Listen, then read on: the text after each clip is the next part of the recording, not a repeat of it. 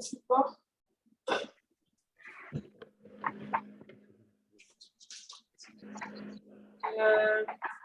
Commencer aussi. Pas d'introduction? C'est parfait. Allez, bon. C'est bon, comme ça.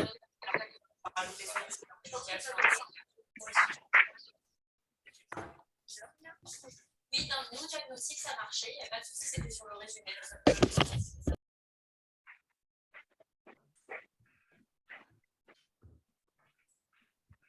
Donc, bonjour à tous, on va démarrer. Et on est 14h06. Donc, bonjour, je me représente pour ceux qui n'étaient pas présents. Donc, Lucas Bogart-Rossi, consultant en développement durable au sein de l'agence Plumum Nocere. Donc, aujourd'hui, j'animerai ce webinaire dédié aux déchets d'activité de soins, spécifiquement aux déchets d'activité de soins à risque infectieux. Le webinaire, donc il ne faut pas hésiter à me poser des questions. Je sais que c'est un sujet qui est assez vaste et qu'il y a des problématiques très diverses dessus. Donc, je vais dérouler ma présentation, mais voilà, il ne faut pas hésiter à m'interrompre, à demander peut-être des précisions, etc., pour que ce soit le plus vivant possible, interactif pour vous. Donc, les déchets d'activité de soins. Donc là, on est sur le troisième webinaire qui est organisé par la CAP, donc cette trilogie dédiée aux. Merci, madame. Donc, effectivement, on a parlé de l'ensemble des déchets autres que déchets dangereux. On a parlé des déchets alimentaires, mais aussi de tous les déchets, notamment dépendant du décret 5 flux. Donc, on peut assimiler effectivement à des déchets d'activité d'entreprise ou déchets d'activité non dangereux. Mais au sein des hôpitaux, au sein des établissements de soins de manière plus générale, ou procurant des soins, on produit ce qu'on appelle effectivement des déchets d'activité de soins. Parmi ces déchets d'activité de soins, on va avoir des déchets dangereux. Donc, on va avoir les pièces anatomiques, effectivement, les déchets à risque chimique ou toxique, qui doivent suivre effectivement une filière particulière et notamment leurs emballages qu'on peut notamment déterminés à travers les pictogrammes, enfin les déchets radioactifs. Mais ce qui va nous intéresser particulièrement aujourd'hui, ce sont les DASRI. Donc les DAS, on en produit, alors le chiffre date de 2010, il a été repris aussi en 2016 par la DGS, c'est un peu le dernier qu'on peut avoir parce qu'il y a des grandes difficultés, le nombre de prestataires assez différents et aussi par la collecte de différentes collectivités pour déterminer de manière très précise les déchets des hôpitaux et le registre des déchets n'étant pas appliqués et surtout contrôlés par les entités administratives. C'est assez difficile d'avoir un chiffre précis, mais le dernier, c'est 700 000 tonnes. Et au sein de ces 700 000 tonnes, le dernier chiffre de l'ADEME, qui date de 2011, est de 170 000 tonnes par an. Donc, effectivement, sur les moyennes, on est à 24% des déchets d'activité de soins sont des déchets qui ont été éliminés en filière DASRI. Donc, comme je l'ai dit, ça date de 2012. Les derniers chiffres de la fédération de ceux qui traitent effectivement les déchets étaient plutôt sur une baisse, parce qu'on observait une baisse assez continue depuis une dizaine d'années. On serait à peu près autour de 160 tonnes, mais il n'y a pas eu de réactualisation des chiffres, notamment à la fois pendant le Covid, mais surtout post-Covid, où on a pu observer effectivement une augmentation des DASRI due effectivement à l'ensemble des précautions complémentaires qui ont été faites et à ces directives de mettre énormément de choses en DASRI. Donc, ces chiffres je pense, sont relativement illustratifs, mais à prendre un peu avec précaution, si je puis dire. Effectivement, on peut aussi voir qu'à travers différentes méthodes, certains centres hospitaliers ou certaines cliniques ont réussi à descendre, donc notamment dans le cas d'une activité MCO, à 5% cette part de DASRI sur la totalité des déchets produits par l'établissement en question. Donc, on peut voir une grande potentialité de réduction de ces DASRI. Donc, comme je disais, 170 000 tonnes par an. Un DASRI, donc pour en revenir, c'est important parce qu'on en reparlera dans la dernière partie de ce webinaire consacré justement à l'évaluation du risque infectieux, la définition du Code de la santé publique, donc la seule définition réglementaire des DASRI, c'est un déchet présentant un risque infectieux du fait qu'ils contiennent des micro-organismes viables ou leurs toxines dont on sait qu'en raison de leur nature, leur quantité ou de leur métabolisme, qu'ils causent des maladies chez l'homme ou chez d'autres organismes. Là où effectivement le Code de la santé publique va être très précis sur ce qui est en DASRI, peu importe effectivement la détermination du risque infectieux, ça va être évidemment les OPCT. les produits sanguins à usage thérapeutique incomplètement utilisés ou arrivés à péremption, les déchets anatomiques ou fragments humains non aisément identifiables par un expert, ou enfin les déchets issus de la recherche en matière de manipulation génétique. Donc ceux-là sont relativement très précis, enfin c'est même très précis au sein du Code de la santé publique, donc on n'y reviendra pas si ce n'est sur les bonnes manières de les éliminer.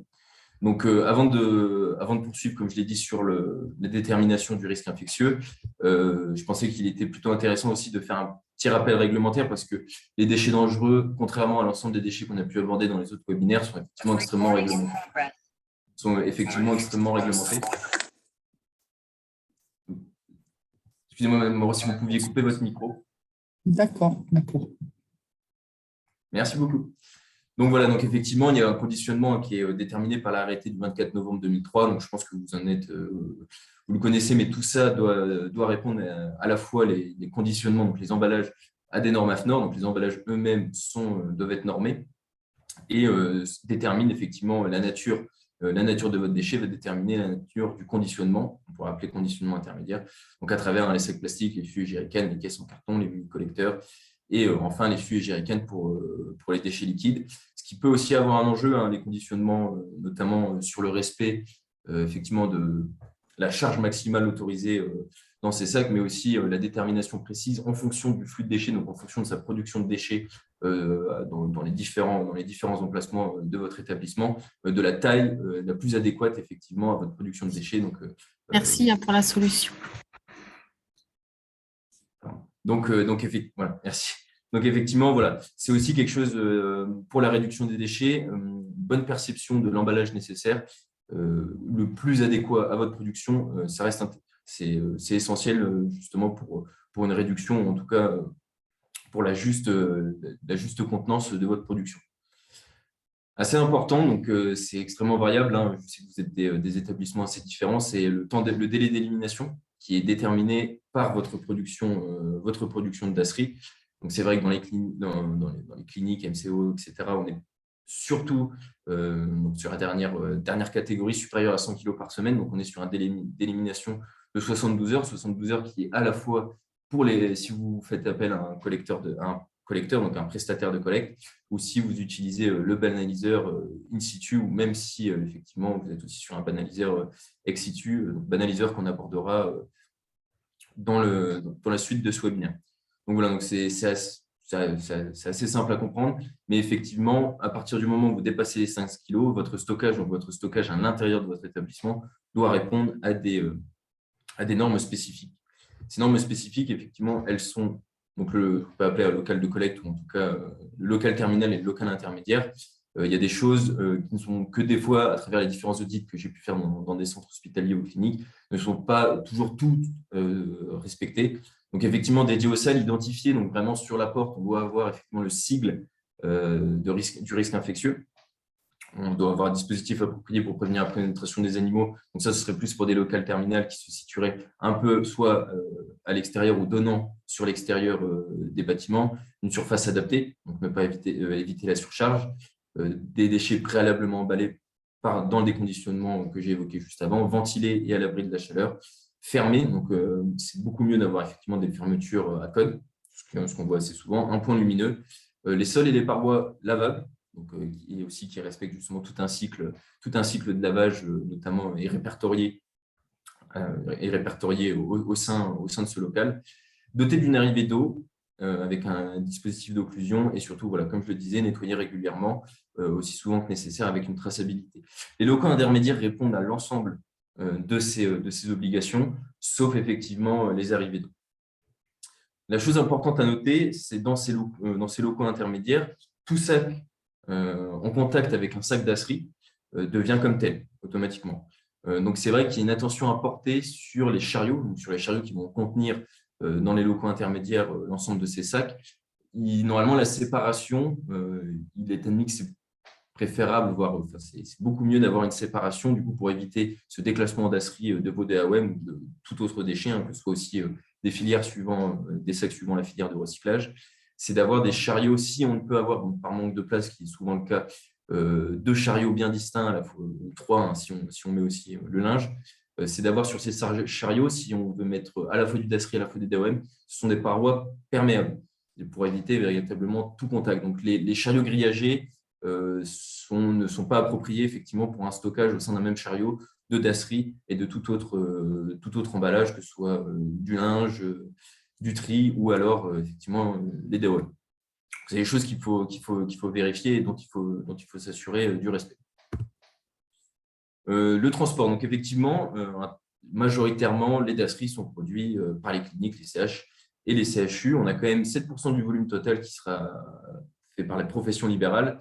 Et enfin, évidemment, sur les soins de suite et de réadaptation, les EHPAD de psychiatrie, beaucoup moins, on sera sur 2% du volume total. Donc, les chargements ne sont pas pareils. On va être sur des camions beaucoup plus larges, ayant une contenance beaucoup plus grande pour les cliniques, les CH et les CHU, alors qu'on va être en mode diffus sur des camions beaucoup moins imposants, mais qui doivent, étant donné le déchet qui est considéré comme un déchet dangereux, suivre justement ce qu'on appelle la réglementation ADR, et notamment doivent répondre à la classification dépendante spécifiquement au DASRI, donc qui est le numéro 3291.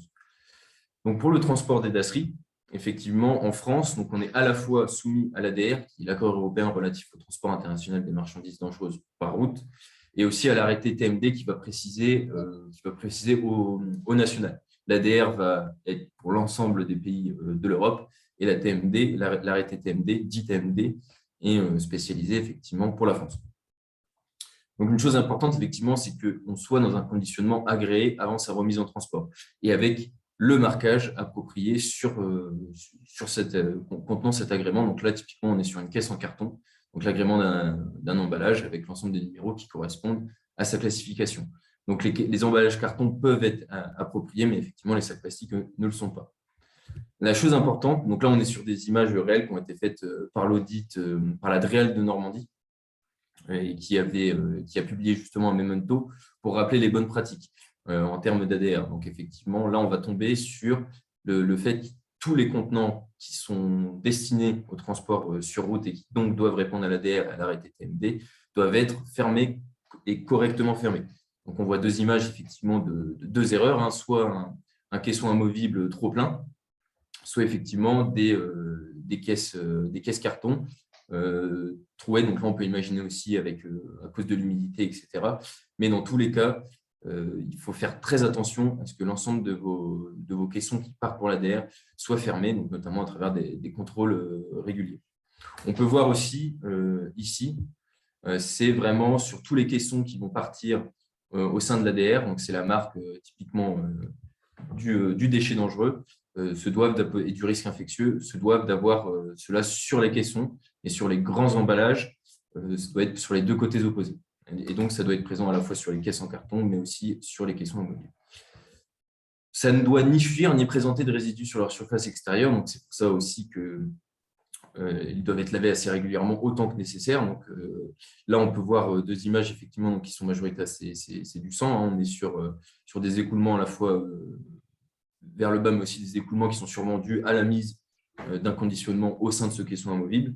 Donc, il faut faire attention parce qu'effectivement, tout écoulement demande effectivement sa remise en état sanitaire et donc peut occasionner beaucoup de problèmes, voire l'intervention des pompiers ou des services de secours. Donc, c'est quelque chose d'assez important. On considère en fait que le chemin protecteur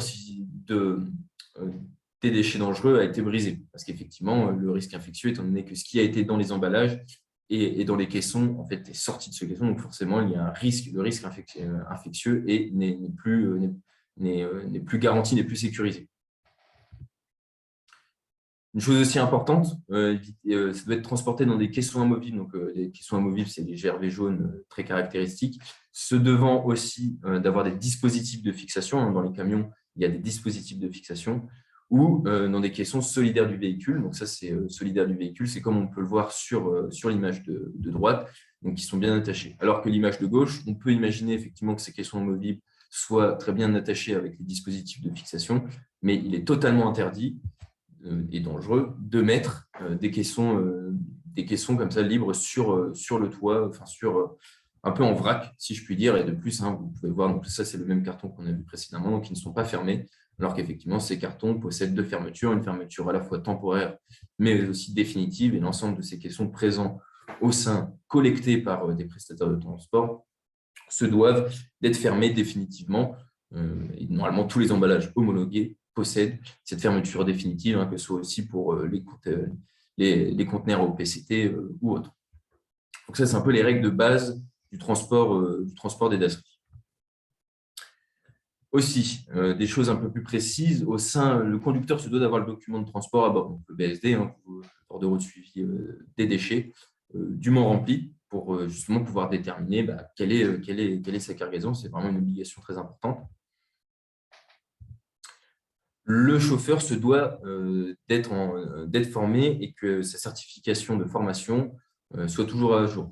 C'est 5 ans la validité d'une certification pour le transport de matières dangereuses, et c'est au responsable de l'établissement de s'assurer que les transporteurs possèdent bien cette formation, donc pas forcément aller voir évidemment le transporteur tous les jours, mais s'assurer effectivement en demandant à son prestataire de déchets de justifier de la formation des employés, des transporteurs qu'il va utiliser pour la collecte des dasseries au sein de votre établissement.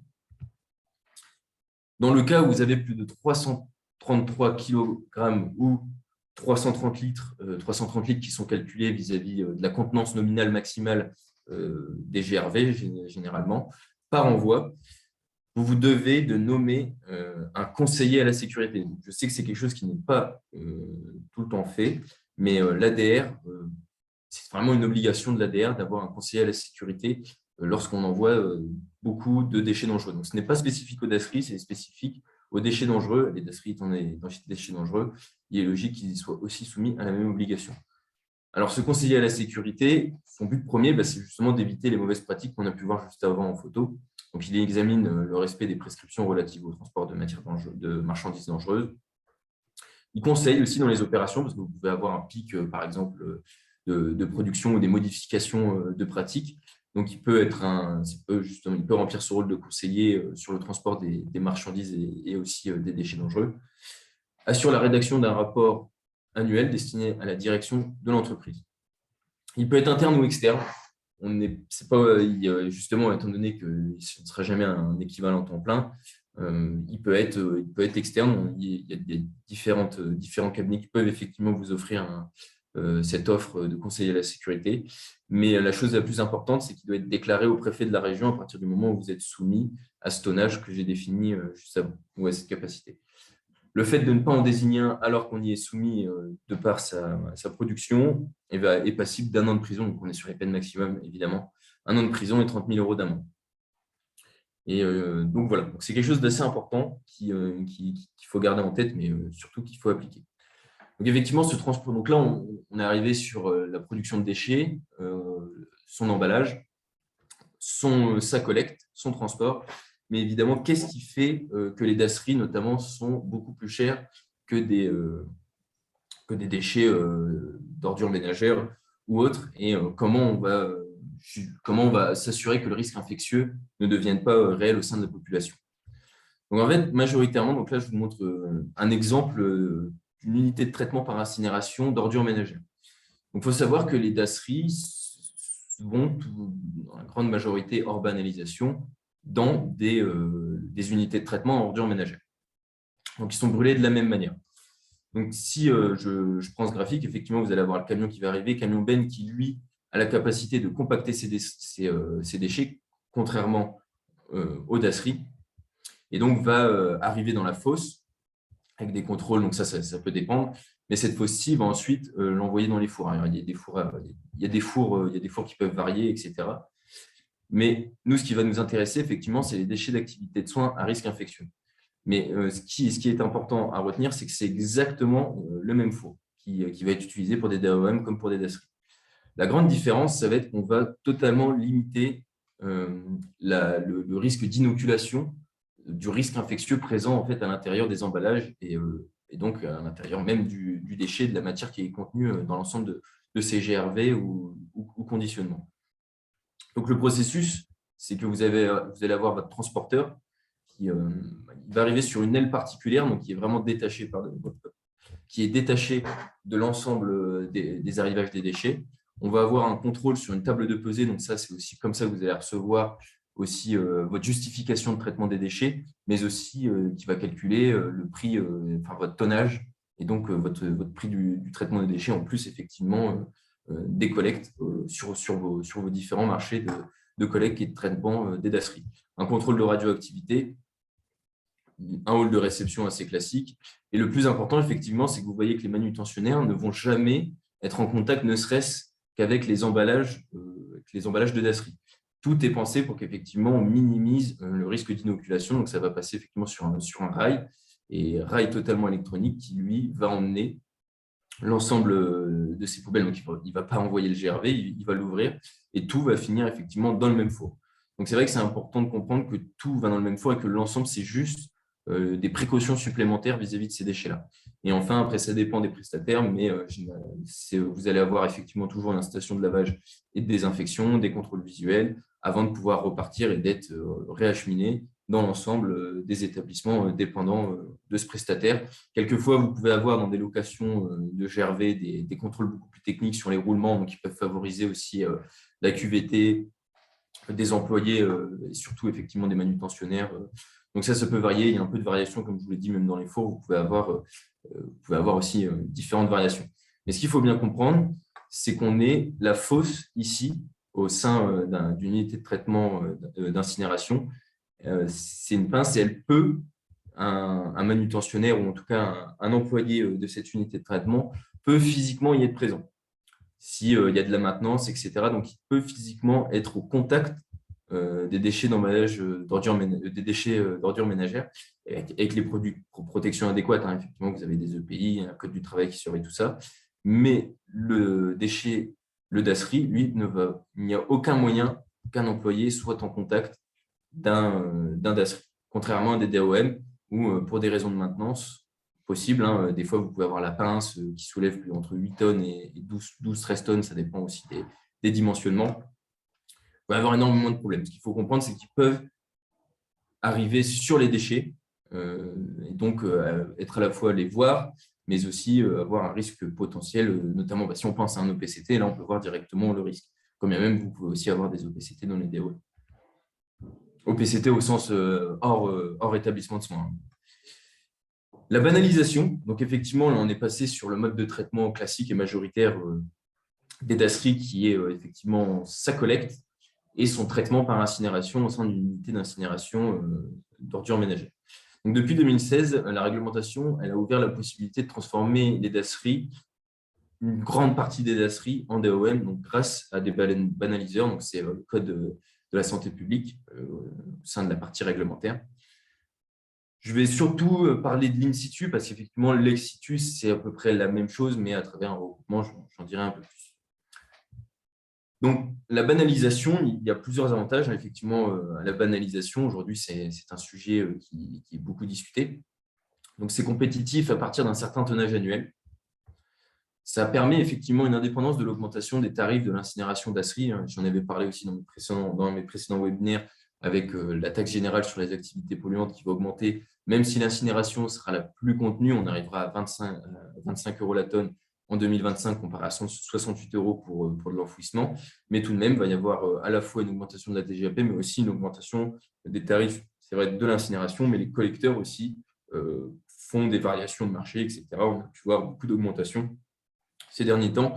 Donc, ça permet une certaine indépendance face à l'augmentation de ces tarifs qui est jointe à une autonomie de gestion. Donc, comme vous êtes effectivement plus sûr, vous pouvez avoir une vision beaucoup plus moyen terme et long terme sur les coûts qui seront afférents au traitement de vos dasseries. Ne pas oublier effectivement que vous êtes sur le prix de l'incinération des dasseries, mais en contrepartie, vous allez quand même avoir, en fonction de votre mode de traitement des déchets, que ce soit incinération ou enfouissement, tout ce que vous allez mettre, tout ce que vous allez rendre en DOM va forcément arriver dans le tonnage, tout ce que vous allez sortir des dasseries va arriver dans le tonnage DOM. Vous avez aussi moins de stockage et une facilité de collecte. Vous avez un flux DOM, entre guillemets, hein, il faut respecter le décret des 5 flux et bientôt aussi le textile. Vous avez une neutralisation du risque infectieux au plus près de la prod, donc effectivement l'ensemble des Les précautions que je vous ai illustrées, elles ne sont pas nécessaires parce qu'on va désinfecter l'ensemble des dasseries au sein même de l'établissement. Hein. Le banaliseur va effectivement banaliser les déchets avant de les broyer. Il y a beaucoup de technologies différentes, donc c'est pour ça que j'ai préféré parler des principes généraux parce que vous allez avoir des technologies assez différentes les unes des autres. Effectivement, vous avez moins de transport, donc c'est plus écologique d'une certaine manière. Et comme je le disais, vous pouvez, à travers ce qu'on appelle la banalisation ex situ, c'est déployer une solution de regroupement, de mutualisation donc entre différents établissements relativement proches.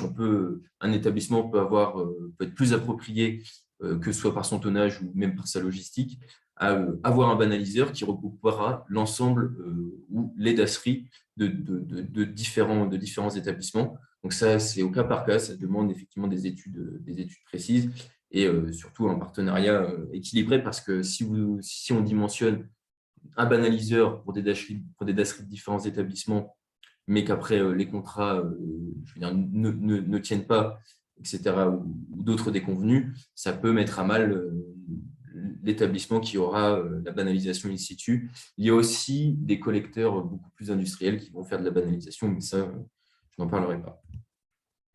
Donc, effectivement, il y a des avantages, mais il y a aussi beaucoup d'inconvénients. Donc, c'est vraiment quelque chose qu'il faut réfléchir. La banalisation, ce n'est pas l'outil miracle. On a un coût humain de gestion RH très important parce que vous devez à la fois donc, former des équipes à la manipulation en fait, de déchets à risque infectieux, donc avec beaucoup de précautions, mais ça prend aussi beaucoup de temps. Surtout, ça dépendra effectivement de votre tonnage, mais il faut aussi assurer une continuité du service. Cette continuité du service qui dépendra effectivement de votre production de dasserie, toujours concordant avec la durée d'élimination légale. Donc, majoritairement, si vous avez un banaliseur, ce sera 72 heures.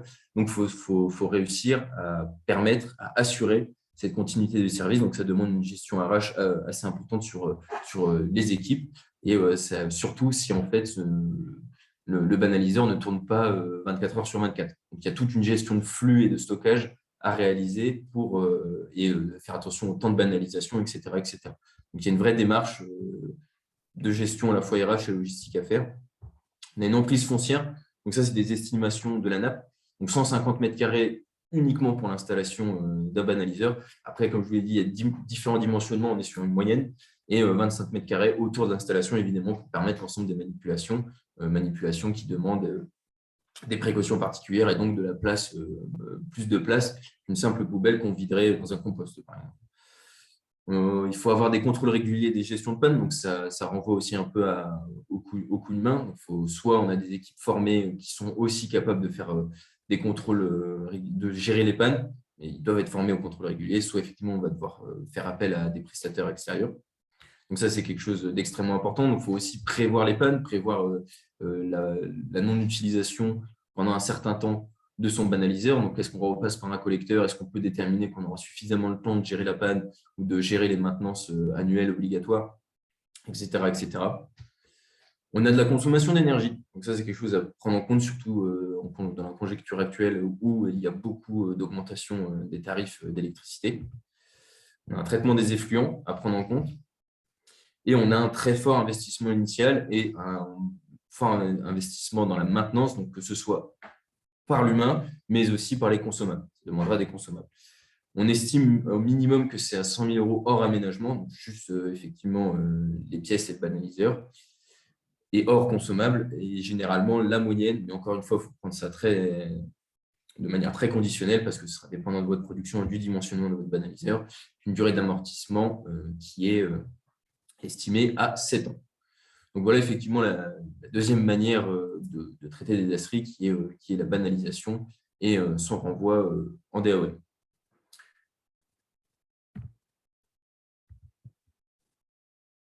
Donc après vous avoir effectivement exposé la manière dont on traite les dasseries, donc j'ai pris ça un peu à rebours, car avant, comme on dit dans la hiérarchie des déchets, le meilleur déchet c'est celui qu'on ne produit pas, et les dasseries ne louent pas à cette règle. Mais, les enjeux des dasseries. Donc, c'est vrai que les enjeux, ils sont d'abord écologiques. Donc, les enjeux des dasseries, c'est à la fois parce que ça pollue beaucoup plus à cause du transport. Comme vous l'avez vu, on traite les déchets de la même manière. On va polluer de la même manière. On va même moins polluer d'une certaine manière avec le stockage et surtout si on a de la génération d'énergie, que ce soit cogénération ou électricité ou chaleur simple. parce que souvent, alors soit vous êtes pas très loin, vos DOM sont traités à travers une unité d'incinération qui a aussi la capacité de faire des dasseries, mais sinon, majoritairement, dans la majorité des cas, la distance est plus longue lorsqu'on traite ces dasseries. Et évidemment, on a une optimisation beaucoup plus faible que les DOM. Comme je vous l'ai expliqué, on n'a pas le droit de compacter les dasseries, alors que les DOM, on a un tonnage beaucoup plus important par chargement. C'est aussi pour ça qu'il y a une optimisation des sacs et vous aussi une optimisation des déchets qui sont conditionnés au sein de votre établissement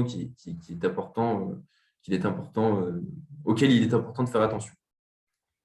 Économique, évidemment, les dasseries sont beaucoup plus chères. On estime en moyenne à 854 € la tonne pour un traitement de dasserie. Généralement, c'est entre 5 et 8 fois plus élevé que les DAOM. Alors, c'est aussi extrêmement variable en fonction de votre région, de votre marché, si vous avez peut-être la chance d'être collecté par la collectivité, etc., etc. Et évidemment, un des plus grands enjeux, c'est dans le nom, c'est la maîtrise du risque infectieux sur l'ensemble de la chaîne de traitement.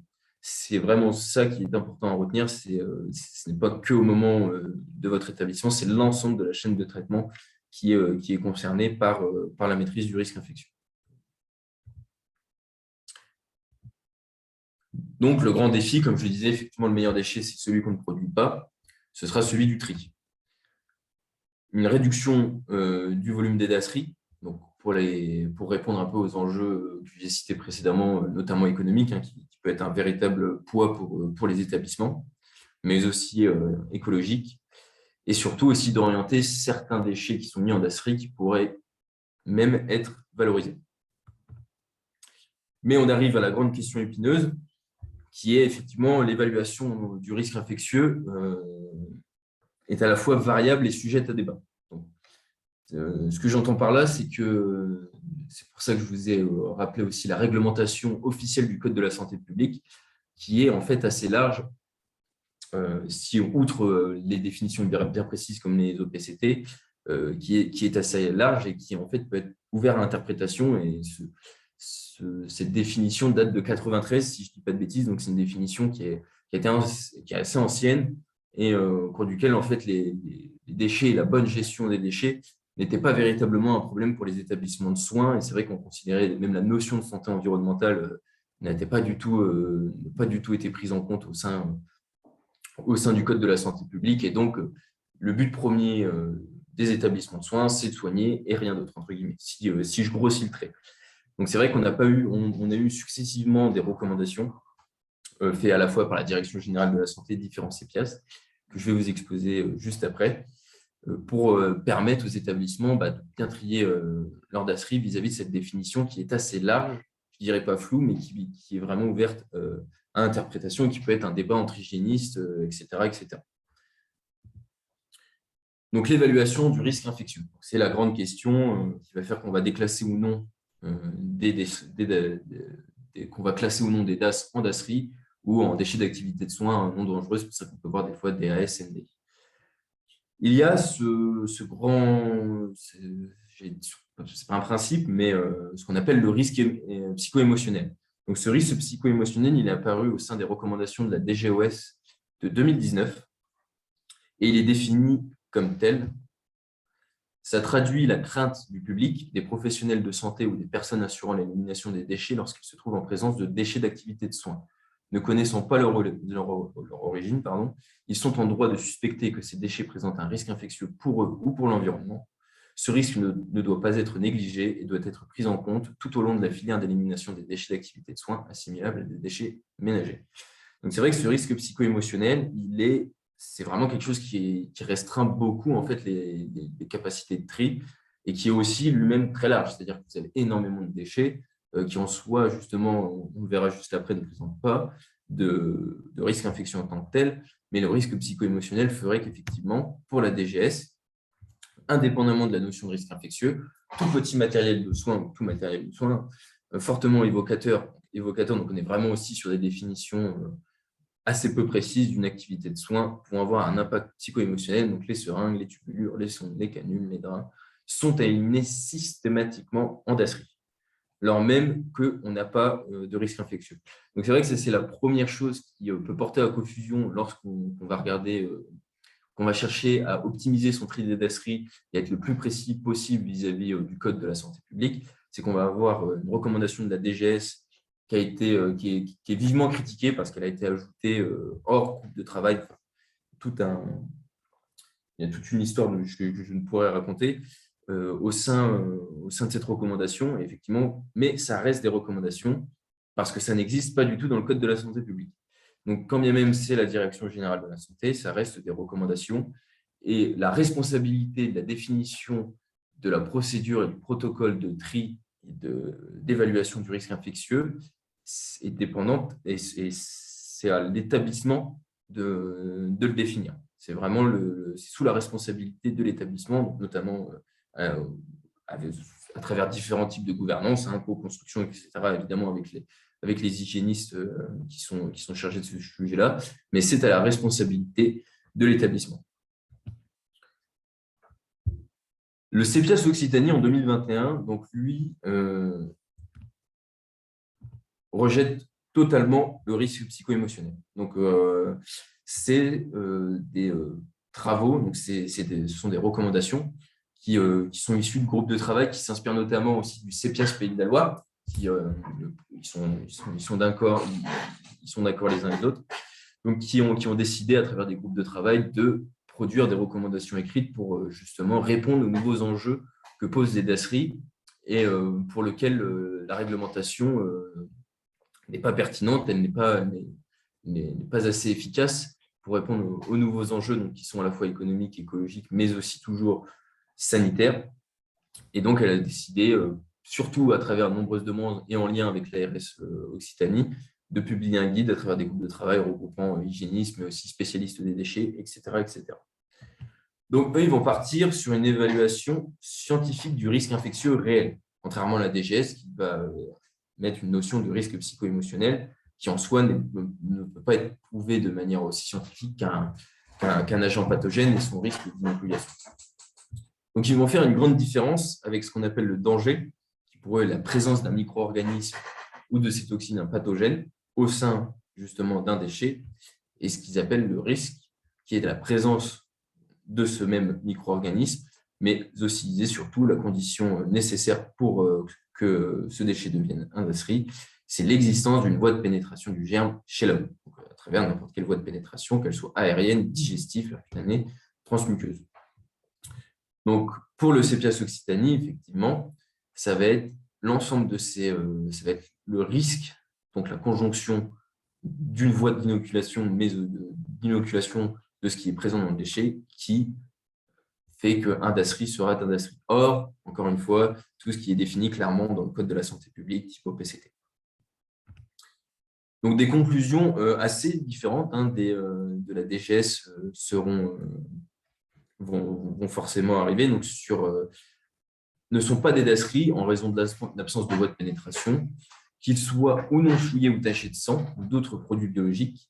Donc voilà, l'ensemble des petits matériels qui étaient justement cités par la DGS, donc les abaisse-langues, les bandelettes de mesure, évidemment les protections gynécologiques, les mèches, les cotons, les changes.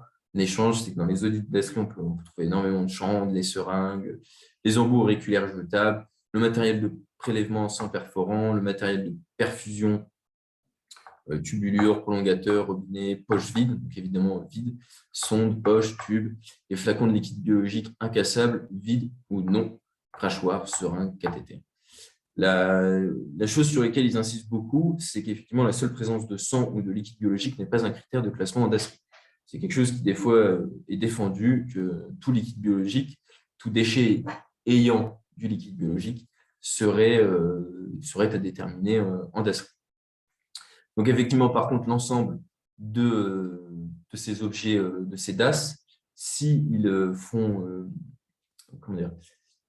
les patients traités donc avec ce petit matériel font l'objet de précautions complémentaires ou sont malades sont infectés par une maladie du groupe 4 au sens du code du travail, là, par contre, c'est DASRI obligatoire, effectivement, pour le CEPIAS Occitanie, toujours dans cette idée de bien comprendre le risque et la gravité ou la criticité de ce risque. C'est vraiment la gravité la criticité est un peu déterminée en fonction de l'occurrence et de la gravité du danger qu'il y aurait si cette occurrence effectivement venait à arriver. Donc, si la chaîne de protection, l'ensemble de la chaîne de protection que je vous ai présentée, venait à être brisée d'une manière ou d'une autre. Alors, effectivement, alors peut-être que vous en avez connaissance, hein, mais du coup, ils ont publié ce qu'on appelle c'est un arbre décisionnel et qui permet effectivement de voir qu'est-ce qui est un déchet d'activité de soins non dangereux, qu'est-ce qui serait un DASRI. Donc, c'est exactement ce que je viens de vous dire, mais voilà, ils sont vraiment dans une optique d'aide à la décision pour l'ensemble des soignants dans ce but justement de réduction des DASRI, d'optimisation de la filière, d'optimisation des finances, voire d'assainissement des finances des hôpitaux, tout en conservant un réel souci du risque infectieux, de sa non-inoculation et propagation au sein de la population générale. On peut voir aussi les médicaments, qui effectivement, ils sont des DAS, ce sont des choses assez importantes. Les résidus médicamenteux, normalement, il est recommandé effectivement qu'ils suivent une filière particulière, j'en parlerai pas beaucoup, mais généralement, on va mettre tout ce qui est emballage contenant des résidus médicamenteux ou alors tout ce qui est médicaments non utilisés, hein, parce qu'il y en a énormément, surtout dans les pharmacies à usage interne, etc. Il peut y avoir beaucoup de médicaments qui n'ont pas été utilisés. Pour effectivement le CEPIAS, si vous êtes en enfouissement en DAOM, ce sera forcément à être mis en DASRI. Mais si vous êtes incinéré à travers une unité d'incinération, qu'elle est ou non des DASRI, vous pouvez effectivement pour eux les résidus médicamenteux et évidemment hors cytotoxiques les faire évacuer à travers la filière DAOM. Parce qu'effectivement, on peut facilement estimer que de toute manière, si vous le mettez en DASRI, ça va brûler à la même température et les fumées vont suivre le même cheminement que si vous le mettez en DAOM et que vous êtes incinéré. Et pour le coup, le risque infectieux d'un résidu médicamenteux au sein d'un emballage homologué, d'un caisson amovible ou enfin de l'ensemble des caissons que je vous ai présentés, il est quasi nul, enfin il est nul sur l'ensemble des acteurs de la chaîne de ce déchet. Donc voilà pourquoi ils estiment que les résidus médicamenteux, les médicaments et l'ensemble des emballages contenant des résidus médicamenteux peuvent être évacués dans la filière DAOM que et seulement si cette filière est traitée par incinération. Excusez-moi. Oui. Les DAOM pour vous sont incinérés à 850 degrés? Oui. Comme je vous ai montré, alors effectivement, il y a cette chose, parce qu'il faut faire la différence entre la chaleur en cœur de flamme et parce que c'est un référentiel allemand, c'est assez flou en fait sur ces choses-là, sur le cœur de flamme, parce qu'on fait soit la chauffe générale du four, soit le cœur de flamme. Mais d'une manière générale, oui, ils sont incinérés à 850 degrés. Mais c'est uniquement un référentiel allemand, si je ne dis pas de bêtises, sur les chauffes et sur la manière dont on calcule la température. Bon, merci. Voilà. Donc voilà deux positions extrêmement opposées qui justement peuvent prêter à confusion. On a une question sur qu'en est-il des médicaments périmés? Je pense que si tu pouvais. Ah pardon, c'est vrai qu'effectivement je ne remarque pas beaucoup. Pareil, les médicaments périmés. En fait, les médicaments, ils vont avoir une grande nocivité s'ils sont enfouis, effectivement. Parce que là, il y a beaucoup moins de traitements, ça va pas faire. Aujourd'hui, les centres d'enfouissement sont beaucoup plus performants qu'auparavant. Ils ont beaucoup moins de contact avec la terre. Mais voilà. Mais après, c'est la position du CPS d'Occitanie, toujours. Donc, les médicaments périmés, oui, tout autant. Hors cytotoxique, évidemment. Aussi, les poches de liquide, comme je vous l'ai dit, c'est pour le CPS Occitanie, le compactage, effectivement, peu importe le liquide biologique, si le liquide biologique n'est pas vidé, si la poche contenant du liquide biologique n'est pas vidée, le compactage que vous aurez dans n'importe quelle collecte de DAOM se fera, donc avec un risque effectivement d'écoulement, etc., etc. On peut aussi préciser que pour le CPS Occitanie, quand bien même le liquide biologique n'est pas considéré comme DASRI, il précise effectivement que quand vous êtes vraiment sur quelque chose de purulent, quelque chose où il y a vraiment des risques d'écoulement, vraiment une forte concentration de liquide biologique et notamment du sang, il est préférable de le mettre en DASRI. Mais ce sont des recommandations générales qui généralement sont à approprier par l'établissement lui-même. Et comme je le disais, deux visions totalement différentes de la manière à la fois de caractériser le risque infectieux, donc c'est-à-dire soit on considère le risque psycho-émotionnel sur un champ de la scène de traitement, soit on ne le considère pas du tout, et dans ce cas-là, l'interprétation du risque infectieux sur les déchets est totalement différente. Je pense que on le remarque assez facilement. Alors, je lis la question, pardon.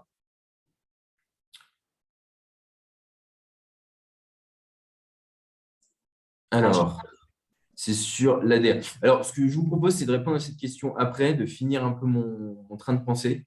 Et je vous répondrai effectivement sur l'hospitalisation à domicile. Mais pour moi, si c'est inférieur à 100 kg, oui, dans tous les cas, il doit avoir la formation. S'il transporte un livreur qui achemine à domicile du patient. Ah oui. Je vous répondrai après sur effectivement ce mode diffus et ses regroupements. Mais alors, ce CPS Occitanie, il va avoir effectivement plusieurs écueils d'une certaine manière. Je pense qu'aussi, c'est quelque chose qui va vite qui vous a vite sauté aux yeux. C'est effectivement, on renvoie l'ensemble de l'évaluation du risque à la responsabilité de l'ensemble des soignants, peu importe effectivement leur niveau de compétence sur l'évaluation du risque infectieux, mais aussi sur le temps qu'ils peuvent avoir sur la détermination du risque infectieux. On peut penser aux urgences, on peut penser à énormément de choses, à une organisation assez particulière, car effectivement, il faut qu'ils aient les compétences, les connaissances au plus près des patients, l'ensemble des informations nécessaires donc là, sur le patient, en fonction des soins qu'ils vont y prodiguer, pour l'identification du risque infectieux, et surtout qu'ils disposent du temps et du matériel adéquat. Et certains critiques de ce CPS Occitanie, qui est très critique, et vraiment, je préfère le repréciser encore une fois, il peut être très critiqué par différentes ARS, personne n'a le même point de vue, justement pour ces différentes raisons. Et il rappelle notamment un certain principe de réalité que la crise Covid a un peu accentué, que la crise Covid a accentué, disant que c'est quasiment utopique de demander une caractérisation aussi précise du risque infectieux, alors qu'on est avec des équipes relativement surmenées, qui manquent de temps, et qu'on a une diversité de l'aide-soignants, souvent l'aide-soignants et infirmières qui vont réaliser cette évaluation, avec des formations qui sont aussi très différentes, des habitudes, une certaine inertie sur le tri des déchets, qui fait qu'on peut mal percevoir la pertinence d'un tri aussi précis, c'est-à-dire aussi scientifique, si vous me permettez l'expression. Non pas que le risque psycho-émotionnel ne peut pas être scientifique, mais il va l'être moins que quelque chose, que l'identification d'une pathologie précise et de son risque d'inoculation. Donc voilà des grandes différences. Oui. D'ailleurs, il y a une autre question par rapport aux déchets de soins. La personne demande concernant les patients porteurs de BMR et de HRE. Pour le CPS Occitanie, oui. Sont-ils considérés comme de la DASRI? Oui, le CPS Occitanie dira oui. OK. Donc, on reste sur les différentes interprétations des recommandations. Donc, il n'y a pas de style ou doivent. Oui, pardon. Si je puis me permettre, il n'y a pas que le CPS Occitanie. Non, il y a aussi le CPS. Les Lyonnais ont travaillé depuis fort longtemps là-dessus. Aujourd'hui, si on veut réduire considérablement la production de déchets DASRI, il y a des lignes de conduite, des arbres décisionnels qui ont été faites par des équipes, et il est fort facile de déterminer ce qu'on met ou ce qu'on ne met pas. Et là, ce n'est pas un travail supplémentaire, c'est-à-dire que les équipes se sont réunies dans les établissements on dit que telle chose, notamment si on pense aux couches pour les patients, ça a été déterminé. Aujourd'hui, c'est un fait entendu dans l'ensemble des établissements de santé. Oui, effectivement, vous avez totalement raison. Je prends un peu le CPS parce que c'est un peu le plus récent. Mais effectivement, c'est des travaux qui ont été réalisés par, je sais que Pays de la Loire, c'était en 2017, vous avez d'autres, et pas que les CPS, effectivement, les établissements eux-mêmes, parce qu'ils ont la charge de la responsabilité, les couches, etc. Donc, effectivement, j'allais y venir sur des fois, sur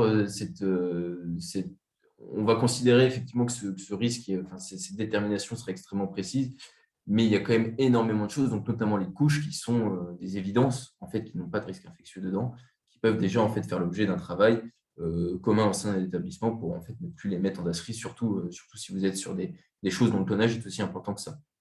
Mais pour en revenir à la question, donc oui, BMR et BHRE, c'est considéré comme dasserie. Voilà. Donc ici, on va voir ça. Donc ça, c'est une critique aussi qui a été adressée à ce type de détermination du risque infectieux. Mais pour en revenir, donc effectivement, je pense qu'on peut aussi ouvrir un peu les débats, hein, parce que j'avais prévu aussi pas mal de débats, parce que je sais que c'est un sujet. Donc on en revient effectivement à nos deux, donc la réduction du volume et une bonne redirection de ces déchets, à la prise en compte ou non du risque psycho-émotionnel. C'est-à-dire que ça reste des recommandations, mais ce n'est pas présent, je le rappelle, dans le Code de la santé publique. Mais pour en revenir effectivement à ce que vous disiez, il y a des certitudes. C'est-à-dire qu'en faisant des audits d'ASRI, on peut effectivement arrêter cette idée qui est parfois très répandue, hein, encore, que les liquides biologiques sont automatiquement des DASRI, mais aussi et surtout ce qu'on voit beaucoup, enfin moi ce que j'ai vu à travers différents audits d'ASRI et à travers les différents audits que mon agence a pu réaliser, c'est aussi ce qu'on peut appeler des aberrations de tri. C'est-à-dire qu'il y a des fois, on n'a même pas il n'y a même pas besoin de caractériser le risque infectieux pour savoir qu'il n'y a pas de risque infectieux. C'est-à-dire qu'on peut souvent retrouver cet exemple d'un paquet de compresses dont on va l'ouvrir, on va en utiliser une ou deux, il va en rester 3 dans l'emballage, mais l'emballage et les 3 compresses neuves vont être aussi jetées en même temps que les compresses ayant servi à une désinfection ou que sais-je, dans les dasseries. Donc, c'est vrai que, par exemple, il y a un grand travail à faire là-dessus. Encore, il y a des établissements qui sont beaucoup plus en avance que d'autres sur déjà la bonne redirection. Et ça passe par des travaux groupés, une bonne redéfinition du protocole, mais aussi un réaménagement des chariots de soins, etc., avec le fait de ne pas de mettre une double poubelle, de ne pas mettre qu'un seul sac d'asserie, parce qu'évidemment, on va forcément, parce qu'en plus le temps est limité, comme je le disais, on va mettre tout dedans parce qu'on n'a que la possibilité de mettre dans un sac d'asserie. Réfléchir sur le fait de mettre des sacs d'asserie plus petits que les sacs, ce qu'on va appeler ce phénomène de remplir le vide.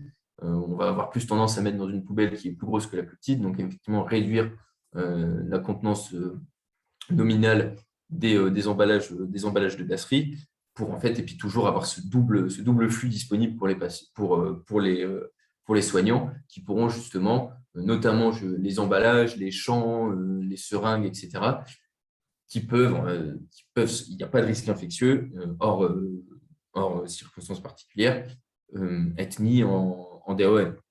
Qui plus est, après, bon, alors, on est là sur un niveau de maturité qui serait encore plus élevé, mais effectivement, il y aura aussi cette grande question, notamment sur les emballages, etc., qui sera la bonne redirection dans le bon flux. Parce que si vous mettez un emballage plastique dans du DOM, vous ne faites pas un bon tri en soi. Mais on peut... il faut incrémenter justement ces nouvelles règles de tri qui peuvent être... Clairement, j'aurais une petite question par rapport aux liquides biologiques qui ne seraient automatiquement pas des dasseries. Aurais-tu un exemple? Typiquement, les couches, les serviettes hygiéniques et même un sang. Hein, le sang, même la majorité des voies d'inoculation, si je prends toujours la perspective un peu plus, j'allais dire, scientifique, de la caractérisation des dasseries, il y a très peu de chances d'inoculation sur le sang. Toujours est-il que sur certains liquides biologiques, surtout quand il y a des risques d'écoulement, certains qui sont aussi dans une politique de réduction des dasseries vont considérer que si vraiment il y a énormément de quantité de sang, il est préférable de le mettre en dasserie. Les dasseries, surtout les emballages plastiques, ont une perméabilité qui est plus importante que des sacs plastiques classiques. Mais typiquement, oui, le plus important, c'est les couches, les serviettes hygiéniques, des petites compresses à peine tachées de sang, etc. etc. C'est vraiment ça. Surtout ne pas considérer que tous les liquides biologiques sont à mettre en dasserie. Mais toujours faire attention à ce risque de ne pas mettre des poches pleines. Parce que là, vous avez un risque d'éclatement et donc d'écoulement qui n'est pas considéré comme très bon pour l'ensemble de la chaîne des DAO. Oui, c'est l'exemple dans les blocs opératoires de la résection de prostate. On a des lavages de vessie, on récupérait du liquide biologique avec. Avant, on le mettait dans des poches d'aspiration du gel, on mettait ça en dasserie. Aujourd'hui, les sociétés qui fournissent les poches d'aspiration ont créé des machines où on va vider comme dans un lave-bassin, en fait. Et tout ça ne part plus aux dasseries. Voilà. C'est ces exemples-là. D'accord. Merci. Du coup, j'en profite pour vous présenter Edwige Moreau, notre responsable audit qui nous a rejoint lors du webinaire. Lucas, je pense que tu ne veux pas la connaître. Non. Et merci pour la précision et je vais te laisser poursuivre. Je suis désolée parce que je suis encore en train de faire un audit, donc moi je vais être obligée de partir là maintenant, je ne peux pas rester plus longtemps. La seule question que j'avais tout à l'heure, mais peut-être vous n'avez pas la réponse, vous avez donné le taux approximatif de la destruction de la tonne de dasserie dans une modalité normale. Si je suis en in situ, est-ce qu'on a une idée aujourd'hui du coût ? C'est variable. Je vous renverrai. Je vais avoir que des moyennes. Là, je ne vais pas les avoir en tête. Je vous renverrai à la NAP qui a publié effectivement en septembre. Là, c'est tout récent. Une petite fiche technique. Je pense que je la donnerai à Auri qui pourra vous la rediffuser avec des moyennes de coûts. Mais c'est vraiment variable sur votre tonnage en fait. D'accord. Et une autre indication pour les personnes là, qui participent, vous avez le professeur Karanko qui a beaucoup travaillé sur tous ces dossiers, qui est un avant-gardiste en matière d'hygiène, sur bio-nettoyage, mais aussi les dasseries et le linge. Moi, je vous invite à aller sur les sites Internet. C'est quand même quelqu'un qui met en avant ce genre de choses depuis bien longtemps. Et aujourd'hui, les CEPIAS lui donnent raison après lui avoir tourné le dos pendant des années. Donc vraiment, c'est quelqu'un qu'il faut suivre de près parce qu'il est précurseur dans tous ces domaines. Et le risque psycho-émotionnel, nous, on a eu des formations à la CAP par lui. C'est vraiment quelqu'un qui en parlait il y a déjà 10 ans. Donc voilà, je suis désolée, je ne peux pas rester plus. C'est fort intéressant. Peut-être qu'un autre jour, je pourrais participer plus longtemps. Merci à vous en tout cas. Au revoir à tout le monde. Oui. Au revoir, madame. Du professeur dans le chat avant de partir. Oui, on travaille beaucoup avec lui. Je pourrais. Voilà. Oui, je le connais bien aussi. Mais d'ailleurs, ça sera intéressant que la CAP fasse faire effectivement un petit webinaire avec ce monsieur parce qu'il est passionnant. Oui. Bien plus. Merci à tous. Au revoir. Merci beaucoup madame, pour ta présence et puis on va poursuivre peut-être. C'était Edwige, notre responsable audit. En interne avec la CAP, on fait souvent des audits spécifiques à la dasserie. Voilà. Lucas, je te laisse poursuivre et on vous mettra les éléments d'information. D'ailleurs, tu avais une question. On demande de jeter les poches recueil de liquide d'acide, de liquide plural et de redon. Alors, attendez. J'ai une petite fenêtre.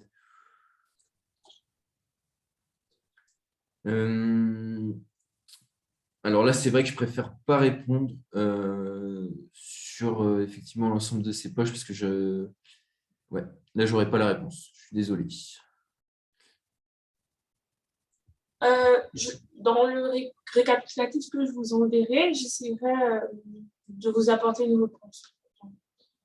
N'hésitez pas à poser des questions. Voilà. Donc, je te laisse poursuivre. Mais de toute façon, c'est vrai que j'ai quasiment terminé, mais juste pour remettre en perspective, effectivement, il y a vraiment les CEPIAS ont effectivement donné extrêmement raison au docteur Karanko et sur la perspective du CEPIAS. Donc moi, j'ai essayé, sans prendre parti, de vous illustrer un peu les différentes perspectives.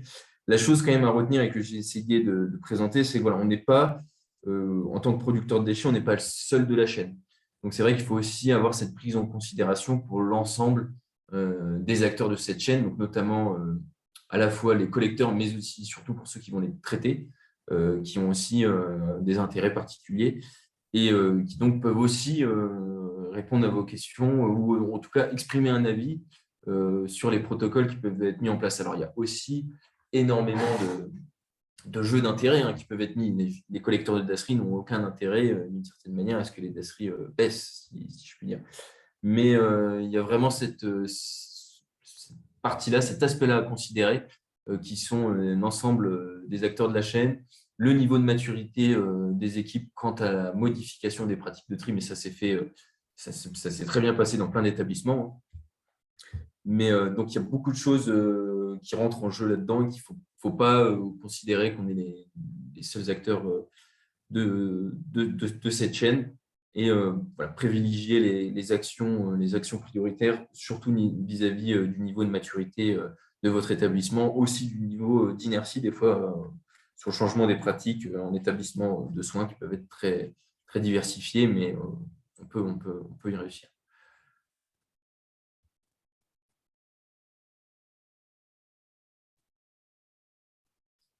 Voilà, une petite réponse sur l'hospitalisation à domicile que je ne maîtrise pas parfaitement.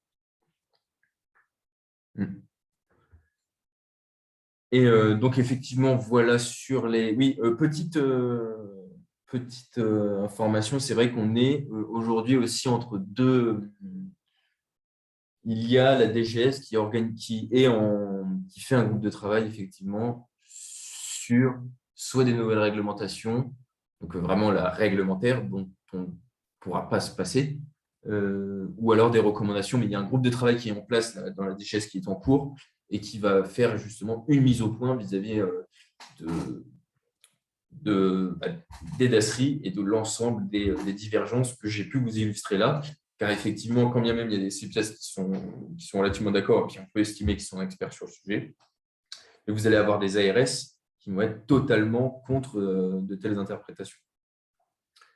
Donc voilà, c'est vraiment pour vous donner, et la DGS arrive, donc c'est vrai qu'on est aussi un peu entre deux obligations. Il faudra faire attention. Je voulais finir aussi sur, toujours un peu dans cette perspective et un peu pour finaliser cette série de webinaires, sur ce qui est le plus important, en fait, c'est les équipes, c'est le geste de tri à la base, outre l'ensemble d'organisations à faire. Donc là, je vous ai mis un protocole de tri que je trouve très bien fait, qui suit d'une certaine manière, enfin, qui suit beaucoup même les préconisations des CEPIAS et qui va aussi permettre l'engagement des soignants ou n'importe quel producteur de tri, parce que justement, donc c'est vraiment juste une affiche, il y en a d'autres.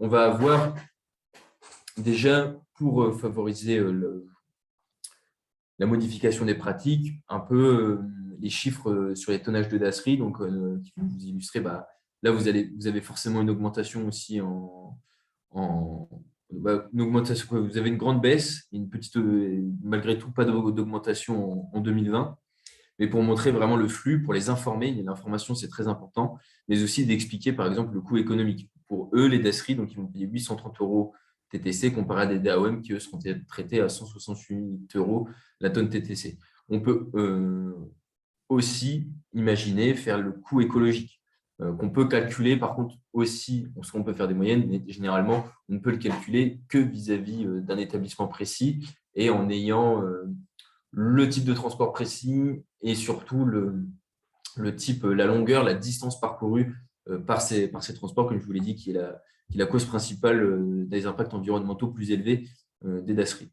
On aura surtout quelque chose de très clair sur les DASRI, en mettant effectivement les différents emballages sur à la fois les OPCT, les sacs et aussi les fûts DASRI. Donc ça va être par exemple pour les résidus de chimio, avec quelque chose de très simple, des arbres décisionnels, comme très bien dit la CAP il y a peu. Donc non, non, oui, oui, qui peut ressembler aussi qui peut ressembler à l'arbre décisionnel que je vous ai présenté. Et un petit aparté, effectivement, sur les déchets valorisés. Au sein de l'établissement, c'est aussi bien des fois quand bien même vous pourriez l'avoir sur, comment je pourrais appeler ça, sur le guide de l'arrivant, admettons, si vous un nouvel infirmier arrive, etc. C'est aussi bien de rappeler l'ensemble des filières qui sont disponibles. Eux, notamment, ils vont avoir les métaux de bloc, les lames de l'Arago notamment, et les autres déchets, les bouteilles plastiques, etc.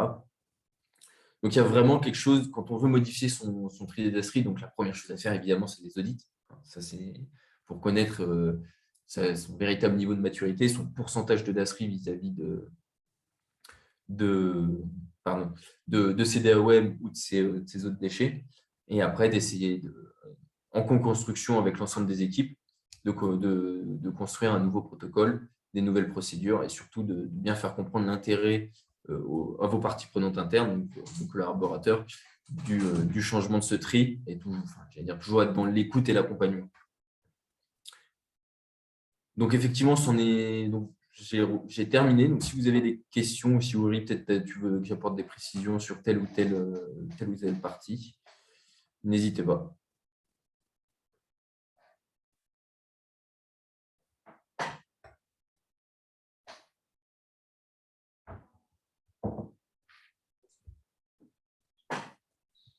Peut-être pourrais-tu revenir sur la question dans le cadre de l'hospitalisation à domicile pour nous donner des précisions. Allô, tu nous entends, Lucas?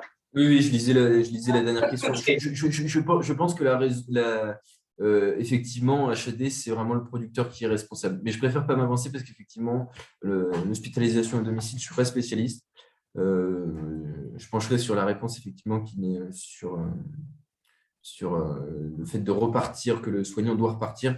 Mais ça, c'est le mode diffus que je maîtrise moi, donc je ne préférerais pas m'avancer sur cette question, mais je peux regarder très rapidement, te fournir la réponse qui me permettrait de le renvoyer après.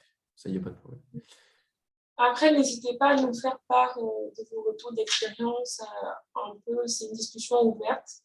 Donc, vous pouvez activer vos micros pour interagir. Et puis, donc, effectivement, donc là, je vois, donc je vais essayer de répondre aux questions écrites. Effectivement, il y a la procédure habituelle. Donc, ça a changé aussi sur les DASSIR, appliquer la procédure de tri DASSRI utilisée habituellement pour tout patient de l'établissement. Alors, moi, c'est vrai que généralement, dans les établissements, il y avait ils suivaient encore la procédure d'avant où patient Covid, ils mettaient tout en DASSRI, mais vraiment tout ce qui était en contact. Donc, effectivement, oui. Après, en janvier 2022, on était sur la procédure de tri pour tout patient de l'établissement. Encore une fois, montrant la responsabilité de l'établissement. Effectivement, pour les résidus chimiothérapiques, donc là, vous pouvez avoir, donc ça dépend aussi si la pharmacie interne aussi les conçoit ou non. Mais effectivement, vous avez aussi des fûts bleus. Donc, je n'ai pas abordé les déchets à risque chimique qui sont aussi un grand sujet, qui sont généralement pas trop abordés. Mais oui, vous avez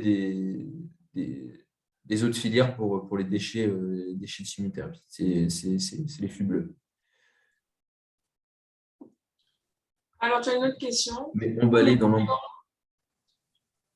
Pour les piquants tranchants périmés mais emballés dans l'emballage d'origine, quel est le circuit de destruction? On va dire très bonne question. Je ne m'étais jamais posé. Pour moi, c'est vrai que pour moi, ce serait DASSRI, parce que là, de manière réglementaire, quand bien même on peut estimer effectivement que l'emballage prévient tout risque de fuite du piquant tranchant de l'objet, étant donné que c'est son emballage primaire. Mais pour suivre la réglementation, pour moi, c'est un OPCT dans tous les cas, quand bien même il est dans un emballage. Il doit suivre une filière DASSRI. Alors, le verre médicamenteux, c'est un sujet assez particulier. Il y a des groupes d'études qui sont faits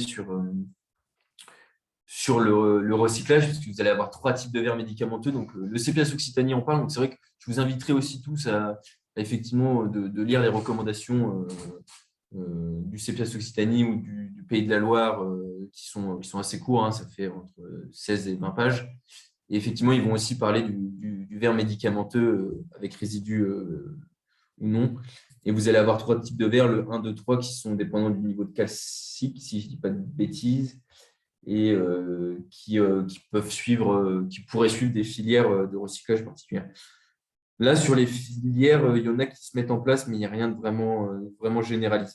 Là, je ne pourrais pas vous dire beaucoup plus sur les verres médicamenteux. Il n'y en a pas de disponible au niveau national, c'est très difficile, c'est quelque chose qu'on nous demande souvent, effectivement, qui est aussi un vrai sujet. Quand bien même il y a une baisse d'utilisation des verres médicamenteux, il y en a quand même, ça reste un gisement important.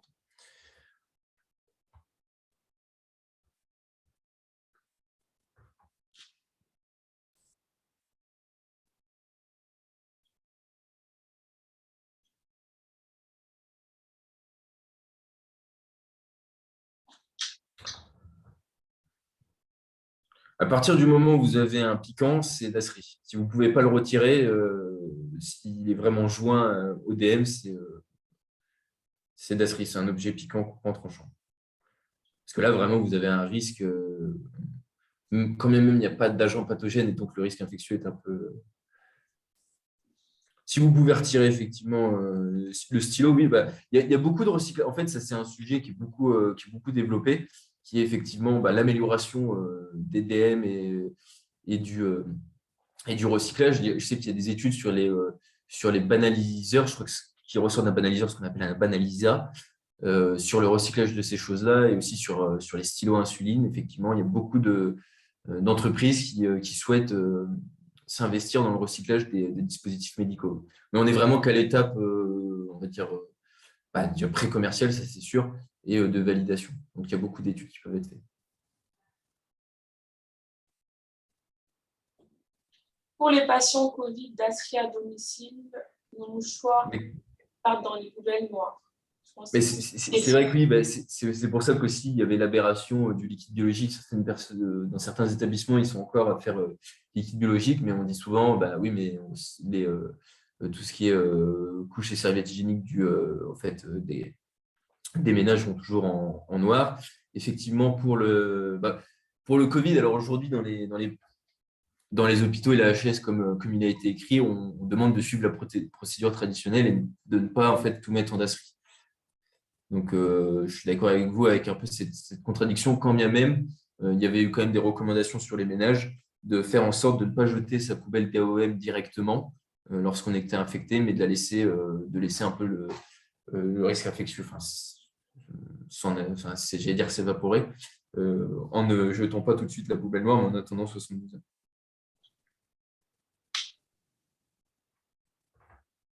Il y a aussi en termes d'innovation, petite précision hein, sur les OPCT, parce que c'est quand même du plastique assez lourd. Hein. Quelquefois, le plastique, alors que c'est un plastique qui pourrait être recyclé. Mais vous avez alors je ne sais pas si c'est une start-up ou une petite entreprise qui va chercher justement à faire des conteneurs OPCT avec des boules qui permettent la désinfection et ensuite, avec une libération du gaz qui vont permettre le tri. Enfin, il y a beaucoup de choses qui se font assez intéressantes, mais qui sont aujourd'hui pas homologuées. Donc, effectivement, il va y avoir aussi du changement sur, non pas forcément que donc, comme je l'ai dit, sur le tri des DAS, sur le tri des DAS, avec bien distinguer DAS non dangereux et DASRI, mais aussi de vraiment, au sein de ces DAS non dangereux, de les mettre en filière de recyclage dans les filières d'éthique.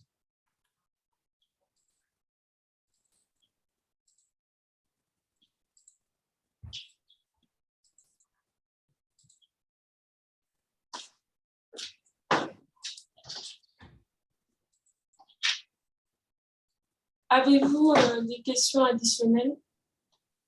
Il nous reste encore 10 minutes pour interagir sur le sujet.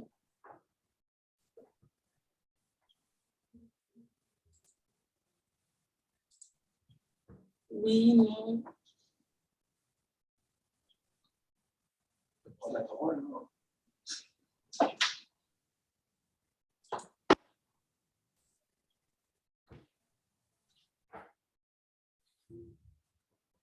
On a fait le tour.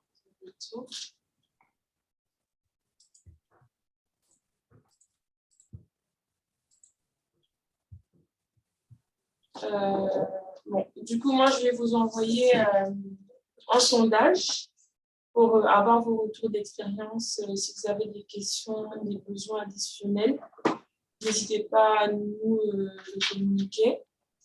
Et voilà, on va peut-être conclure si vous n'avez rien à rajouter. C'est dommage quand même de ne pas partager un peu vos retours d'expérience concrètement.